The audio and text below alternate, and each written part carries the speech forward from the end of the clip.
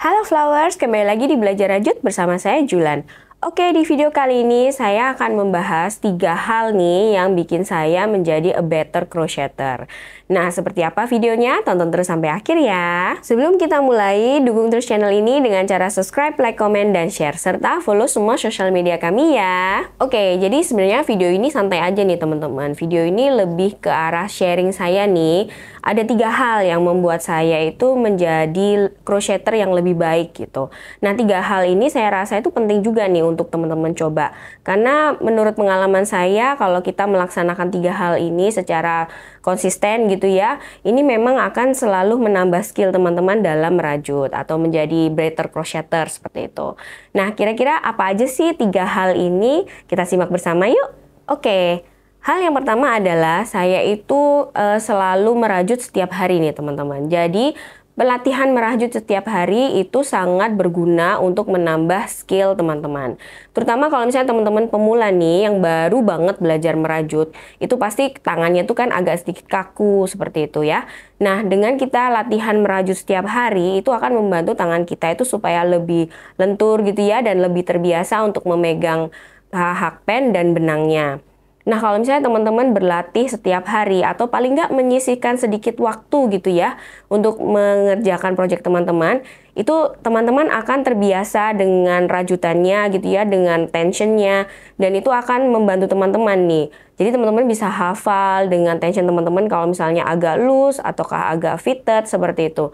Nah, ini akan sangat berfungsi banget dan berguna banget jika teman-teman memang akan into di dalam crochet. Karena seringkali nih teman-teman, pasti teman-teman juga pernah mengalami gitu ya. Kalau misalnya teman-teman udah sering banget nih, hampir setiap hari merajut, kemudian break katakanlah ya beberapa hari atau bahkan 1 minggu break gitu. Kemudian memegang hakpen lagi, memegang benang lagi, itu pasti tangannya agak sedikit kaku gitu ya. Nah, ini pasti teman-teman semua juga pernah mengalami. Sebaiknya memang teman-teman harus meluangkan waktu nih paling nggak ya kira-kira 30 menit untuk merajut. Jadi bayangkan kalau misalnya teman-teman bisa meluangkan waktu setiap hari gitu ya, dan agak lama waktunya, itu pasti akan sangat membantu teman-teman supaya tangannya itu lentur dan nyaman memegang hakpen dan benang. Yang kedua adalah selalu upgrade skill teman-teman.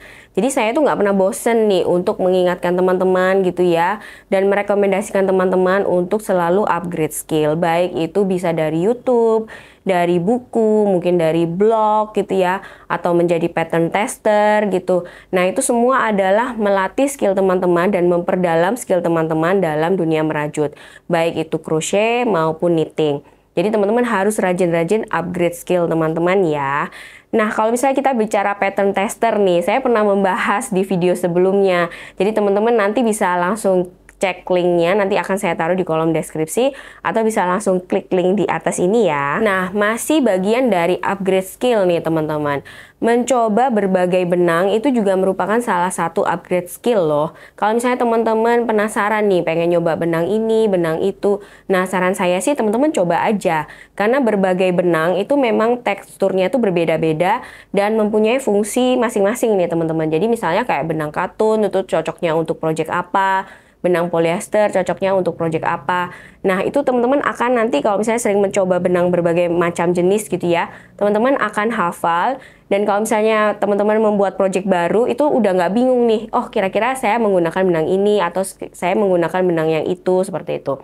Jadi, mencoba benang juga merupakan salah satu upgrade skill nih. Nah, yang ketiga, ini juga salah satu merupakan yang saya rasa penting juga nih dalam kita menjadi a better crocheter atau better knitter, yaitu kita adalah berkomunitas. Atau kalau enggak, kita sering sharing nih sama teman-teman sesama crafter gitu ya, sesama crocheter, sesama knitter.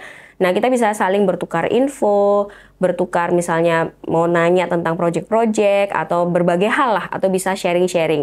Nah, dengan berkomunitas nih, kita bisa menemukan info-info menarik nih teman-teman.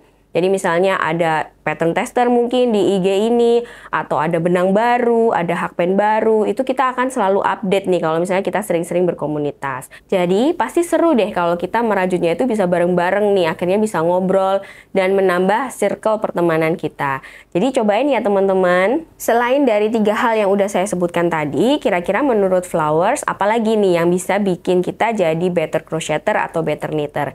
Boleh share ceritanya di kolom komentar di bawah ya. Oke, itu tadi sharing singkat saya mengenai 3 hal yang bikin saya menjadi a better crocheter. Semoga ini membantu teman-teman semua ya.